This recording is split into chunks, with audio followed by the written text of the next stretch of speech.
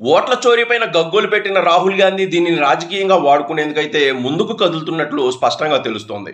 ఈ ఏడాది చివరిలో బీహార్ ఎన్నికలు, అలాగే వచ్చే ఏడాది మొదట్లో తమిళనాడు ఎన్నికలు ఉన్న నేపథ్యంలో కాంగ్రెస్ పార్టీ దీన్ని ప్రధాన అస్త్రంగా తీసుకున్నట్లయితే స్పష్టంగా మనకు తెలుస్తోంది. ముఖ్యంగా 2029 ఎన్నికల్లో ఎన్డీఏకి ధీటుగా ఇండియా కూటమి ఒక వేదికపైకి రావాలి, దానికి ఒక ప్రధానమైన అస్త్రం కావాలి అంటే ఈ ఓట్ చోరీని ముందు పెట్టాలి అని అయితే రాహుల్ భావిస్తున్నట్లయితే తెలుస్తోంది.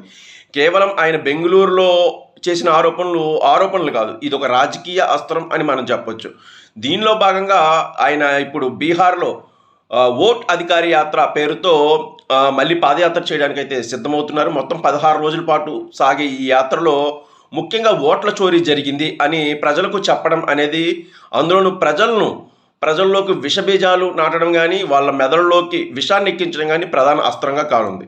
ముఖ్యంగా బెంగళూరు మధ్య నియోజకవర్గంలోని మహదేవ్పురా నియోజకవర్గాన్ని ఉదాహరణగా తీసుకొని బీహార్లో ఈ యాత్ర చేపట్టడం ఏంటో నాకైతే అర్థం కాలేదు. సో అలాగే వచ్చే ఏడాది మొదట్లో తమిళనాడు ఎన్నికలు ఉన్నాయి. ఆ ఎన్నికలను కూడా ప్రధానంగా దృష్టిలో పెట్టుకొని అధికార పార్టీ ఓట్లకు సంబంధించి చోరీకి పాల్పడుతోంది, లేకపోతే కొత్త ఓటర్లను చేర్చి దాని ఇష్టానుసారం ఎన్నికల కమిషన్ వాడుకుంటోంది అని చెప్పడం రాహుల్ ఉద్దేశం కావచ్చు. అలాగే ఇండియా కూటమిలోని అన్ని పార్టీలను ఒకే వేదిక మీదకి తీసుకురావడానికి దీనిని ఓట్ చోరీ అనే అంశాన్ని ప్రధానమైన అస్త్రంగా అయితే ఉపయోగించుకునే అవకాశం కూడా ఉంది.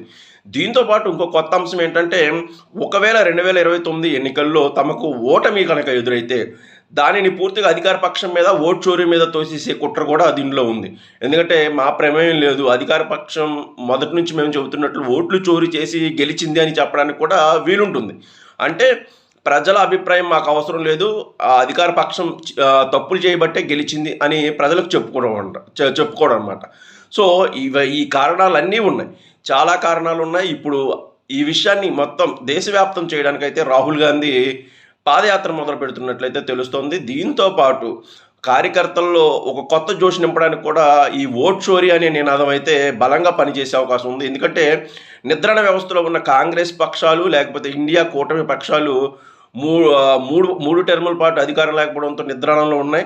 వాటిని జాగృతం చేయడానికి కానీ ఓట్ చోరీ అనే అంశాన్ని బలంగా ఈసారి వేదికపైకి తీసుకువెళ్ళడానికైతే రాహుల్ గాంధీ ప్రయత్నిస్తున్నట్లయితే అర్థమవుతుంది. రాహుల్ గాంధీ ఆరోపణలు ఎటు తిరిగి ఎటు వెళ్తాయి, ఇవి భవిష్యత్తులో ఎంత తీవ్ర రూపం దాల్చుతాయి అన్నది మనం వేచి చూడాలి. సో ఎప్పటికప్పుడు అప్డేట్స్ గురించి ఛానల్ని సబ్స్క్రైబ్ చేయండి, అలాగే వీడియోని లైక్ చేసి నన్ను ప్రోత్సహించండి. Thank you.